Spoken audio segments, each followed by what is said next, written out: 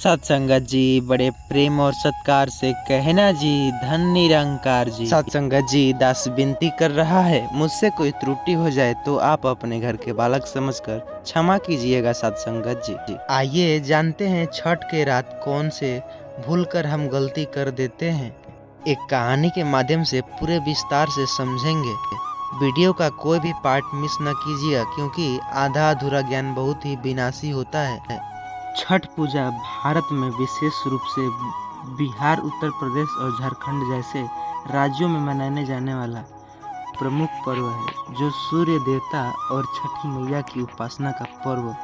इस त्योहार 4 दिन तक मनाया जाता है और इसे हर दिन का अपना विशेष महत्व है।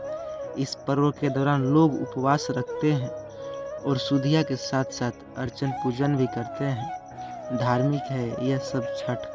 छठ पूजा में खासकर महत्व होता है व्रतधारियों द्वारा तैयार किए गए प्रसाद, जिसमें ठेकुआ, चावल, गन्ना और फलों का विशेष स्थान है। कहा जाता है कि छठ पूजा के दिन ठेकुआ का प्रसाद ग्रहण करने से माता लक्ष्मी की कृपा प्राप्त होती है और घर में समृद्धि आती है। इस संदर्भ में एक प्राचीन निरंकारी विचार पर आधारित एक कहानी है जो हमें इस वीडियो में मिलेगा। छठ पूजा के इस प्रसाद का सिर्फ धार्मिक अनुष्ठान तक सीमित नहीं है, बल्कि इसे में आध्यात्मिक और मानसिक शक्ति का भी रहस्य छुपा हुआ है।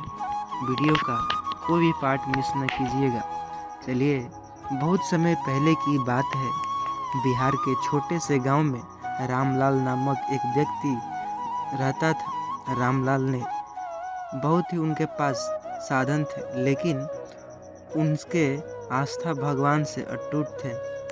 वह अपने परिवार का पालन पोषण मेहनत और ईमानदारी से करता, परंतु उसकी गरीबी ने उसके जीवन में कठिनाइयां ला दी। रामलाल हर साल छठ पूजा करता था, क्योंकि उसके विश्वास से यह पर्व उसके जीवन का एक हिस्सा बन गया था। वह हर छठ पूजा के पहले दिन नहाय खाए के नाम से जाना जाता था। इस दिन व्रती अपने शरीर को शुद्ध करते हैं और संकल्प लेते हैं कि वे आने वाले दिनों में पूरे नियम कायदा से पालन करेंगे। इस दिन लोग कद्दू का भात बनाते हैं और उसका सेवन करते हैं। रामलाल ने भी परंपरा का पालन किया, वैसे ही इसने भी कद्दू का सब्जी बनाया और खाया। रामलाल ने सोचा कि इस बार उसके पास साधन तो कम है, पर वह पूरी श्रद्धा से, प्रेम से छठ मैया की पूजा करेगा। उसने अपने मन में यही निश्चय किया कि जो कुछ भी साधन उसके पास है, उसी से वह पूजा को संपन्न करेगा। उसके मन को शांति देखकर गांव के लोग उसकी मदद के लिए आगे आए। पूजा के लिए आवश्यक सामग्री देने का वादा किया। छठ पूजा का दूसरा दिन खरना कहलाता है। इस दिन व्रती अपने पूरे दिन उपवास रखते हैं और शाम को पूजा के बाद प्रसाद ग्रहण करते हैं। इस दिन विशेष रूप से गुड़ की खीर और रोटी का प्रसाद तैयार किया जाता है। रामलाल ने और उनके परिवार ने भी इस दिन विधिवत पालन किया। इस प्रसाद को बनाते समय उन्होंने अपने दिल में यही भावना रखी कि छठी मैया उनके परिवार पर कृपा बरसाएगी। रात में जब लोग सो गए तो रामलाल ने भी सपने देखा कि छठी मैया उसके सामने आ गई। उन्होंने कहा, रामलाल, तुम्हारे मन की शुद्धता और श्रद्धा से मैं यहाँ तक खींच लाई हूँ। तुम्हारी कठिनाइयाँ शीघ्र ही समाप्त होंगी। यह सपना देखकर रामलाल के मन में एक नई ऊर्जा और आस्था का संचार हुआ। वह अगले दिन की पूजा के लिए अधिक उत्साहित हो गया। तीसरे दिन व्रती संध्या समय सूर्य देव को अर्घ्य देने इस दिन लोग नदियाँ और तालाबों में किनारे एकत्र हो जाते हैं और जल में खड़े होकर सूर्य देव को अर्घ्य अर्पित करते हैं। रामलाल ने भी अपने परिवार के साथ मिलकर यह अनुष्ठान संपन्न किया। गांव के लोग ने भी उसे इस पावन कार्य में मदद की और सबसी ने मिलकर संध्या अर्घ्य दिया। इस दिन रामलाल ने एक विशेष अनुभव किया कि उसे ऐसा लगा कि जैसे पूरे वातावरण में एक दिव्य ऊर्जा प्राप्त हो गई है। और वह ऊर्जा उसके अंदर एक अद्भुत शांति और संतोष का संचार कर रही थी। यह अद्भुति उसकी सभी समस्याओं और चिंताओं को भूलने का माध्यम बन गया था। सत्संगत जी, अंतिम दिन, जो कि छठ का सबसे महत्वपूर्ण दिन होता है, व्रती उगते हुए सूर्य को अर्घ देकर अर्पित करते हैं कि इस दिन ठेकुआ का प्रसाद बनाकर सूर्य देव और छठी मैया को अर्पित किया जाएगा। ठेकुआ गेहूं के आटे, गुड़ की देसी घी से बना एक विशेष प्रकार का मीठा होता है। इसे छठ पूजा का पवित्र प्रसाद माना जाता है। कहते हैं कि इस प्रसाद को ग्रहण करने से व्यक्ति के जीवन में सुख और समृद्धि आती है। रामलाल ने भी ऐसे ही किया जैसे कि आप लोगों ने सुना। उसके मन में यही भावना था कि उसके परिवार में भी सुख समृद्धि आए और उसकी गरीबी समाप्त हो जाए। प्रसाद अर्पित करने के बाद रामलाल ने ठेकुआ का पहला टुकड़ा खाया तो उसे ऐसा महसूस हुआ कि जैसे एक अदृश्य शक्ति ने उसे जीवन में प्रवेश कर लिया। उसे अपने जीवन में पहली बार ऐसा उनके अनेक कष्टों के अंत चुका था। छठ खत्म होते ही रामलाल के जीवन अद्भुत परिवर्तन लाए। आर्थिक स्थिति बदल गई। मैं आपको इस सुंदर कहानी से सुनाने जा रहा हूँ। जो भी गलती हो क्षमा कीजिएगा। छठ पूजा की रात कौन से काम करने चाहिए, किन से बचने चाहिए ताकि छठी मैया का आशीर्वाद बना रहे। आइए कहानी की ओर चलते हैं। बिहार के गांव मधुबनी में रहने वाला श्यामलाल और उसकी पत्नी राधा बड़े ही धर्मपरायण और श्रद्धालु लोग थे। उनका परिवार आर्थिक रूप से कमजोर था, परंतु अपने मेहनत और संस्कारों से विश्वास रखने वाले लोग थे। उनके 2 छोटे बच्चे थे जिनका भविष्य बनाने के लिए वे दिन रात मेहनत करते थे। हर साल राधा छठ पूजा का व्रत करती थी और इस पूजा में अपनी आस्था अडिग रहती थी। एक साल छठ पूजा से ठीक पहले राधा ने अपने पत्नी से कहा, इस बार मैं पूरे नियम से छठ मैया का व्रत करूंगी और संकल्प लूंगी कि हमारे घर में धन धान और समृद्धि का आगमन हो।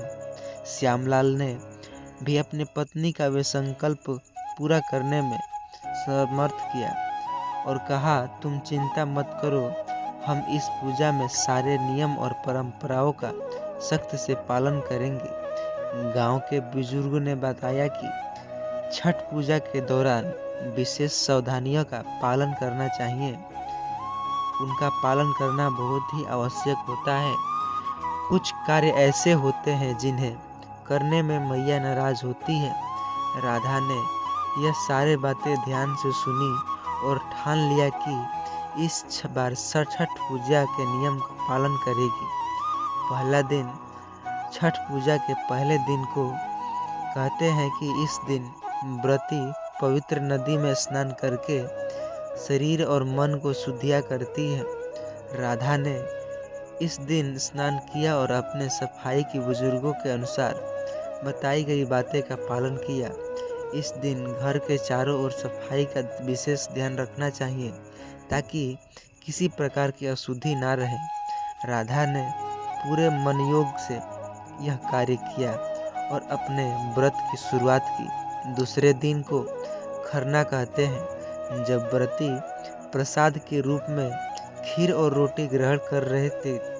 इस दिन राधा ने विशेष रूप से खीर बनाई और अपने बच्चों को यह प्रसाद देने के लिए स्वयं भी ग्रहण किया। उसने ध्यान रखा कि प्रसाद बनाते समय किसी भी प्रकार की अशुद्धियाँ न हो। उसने मन में यह भी था कि यह पूजा उसकी कठिनाइयों को दूर करेगी और छठ मैया का आशीर्वाद उसके परिवार को सुख समृद्धि प्रदान करेगी। तीसरे दिन राधा अपने परिवार के साथ नदी किनारे गई और संध्या के समय डूबते सूर्य को अर्घ दिया। इस दौरान गांव के बुजुर्ग ने उसे सलाह दी कि पूजा की रात को कुछ विशेष बातों का ध्यान रखना चाहिए। उन्होंने कहा कि छठ की रात को व्रत और पवित्र के सदस्य स्वच्छता, सादगी और भक्ति का ख्याल रखना चाहिए। किसी भी प्रकार की गंदगी और अपवित्र विचार मैया की कृपा को भंग कर सकते हैं। आइए एक ऐसे नियम जानते हैं जो आप सुनकर हैरान हो जाएंगे। साफ सफाई का ख्याल। छठ की रात घर और आसपास की जगह साफ रखना चाहिए। यदि घर में कोई गंदगी या अस्वच्छता है तो मैया नाराज हो सकती है। राधा ने इस बात का खास ध्यान रखा और अपने बच्चों को भी समझाया कि घर के अंदर किसी प्रकार की गंदगी न हो।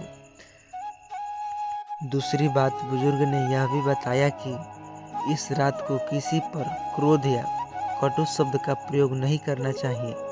इससे घर में नकारात्मक ऊर्जा आती है और पूजा का असर कम हो जाता है। राधा ने अपने पति और बच्चे को शांतिपूर्वक ढंग से बात की और मन को शांत रखा। उनके अनुसार तीसरा काम यह भक्ति और सकारात्मक बनाए रखना। इस रात का विशेष महत्व है कि व्रती अपने मन के केवल भक्ति और सकारात्मक विचार रखने चाहिए। राधा ने रात को भजन गाए और मैया का ध्यान रखते हुए घर का वातावरण पवित्र बनाए रखा। चौथी बात है कि छठ के रात व्रती को नींद सोना चाहिए। छठ की रात व्रती को नहीं सोना चाहिए। ऐसी मान्यता है कि यही व्रती सो जाते हैं तो मैया की कृपा से बांधा आ सकती है। राधा ने इस बात का भी ध्यान रखा। अपने पति के साथ भजन कीर्तन में पूरी रात बिताई। और पांचवी बात है कि छठ के व्रत में पानी का विशेष महत्व है। इस रात को किसी भी पानी के स्रोत जैसे नदी, तालाब या कुएं में किसी भी अशुद्धियाँ न आए, इसका मतलब ध्यान रखना आवश्यक है कि राधा ने इस बात का भी ध्यान रखा, पानी में किसी प्रकार की अशुद्धियाँ न आई। अगले दिन राधा ने सूर्योदय से पहले उगते सूर्य को अर्घ्य देकर संकल्प लिया। उसने परिवार के सभी सदस्य का भी साथ देते हुए उन्होंने सूरज की पहली किरण के साथ अर्घ्य दिया। राधा को महसूस हुआ कि उसकी भक्ति और निष्ठा के कारण छठी मैया उससे प्रसन्न हो गई है और पूजा के बाद राधा के मन में एक अद्भुत शक्ति और संतोष का अनुभव हुआ। अगले ही दिन गांव में एक अमीर व्यक्ति आया जो श्यामलाल को जानता था। उसने श्यामलाल से कहा, तुम्हारी ईमानदारी और मेहनत देखकर मुझे तुम्हारे परिवार के लिए कुछ करना चाहिए। मैं तुम्हारी मदद करना चाहता हूँ। उस व्यक्ति ने श्यामलाल को अपने खेतों में काम पर लगा दिया और उन्हें अच्छे वेतन देना शुरू कर दिया। धीरे धीरे श्यामलाल का परिवार आर्थिक रूप से मजबूत होने लगा। राधा को समझ आ गया कि यह सब छठी मैया की कृपा से हो रहा है। उसने हर नियम का पालन किया और छठी मैया ने उसकी कठिनाइयाँ दूर कर दी। इस कहानी का यह संदेश देता है कि यह कहानी किसी छठ पूजा में नियमों का पालन करना और भक्ति का महत्व बहुत ही अधिक होता है। छठ की रात को स्वयं भक्ति का पालन करने मैया प्रसन्न होती है, व्रत की आशीर्वाद देते हुए। यदि कोई इस नियम का उल्लंघन करता है तो पूजा का फल प्राप्त नहीं होता। इस कहानी से हम सीखते हैं कि श्रद्धा और विश्वास के साथ किए गए कार्य का फल अवश्य मिलता है। सत्संगत जी, अक्सर निरंकारी में तो ये सब नहीं होता है। जैसे कि निरंकारी जिसका कोई आकार नहीं है, न रूप है। हम मानते हैं कि हर वस्तु में ईश्वर है, हर कड़कड़ में है, उनके बिना पत्ता भी नहीं डोलता। सत्संगत जी, लेकिन छठ मैया की ये उपासना करने वाले लोगों के लिए था।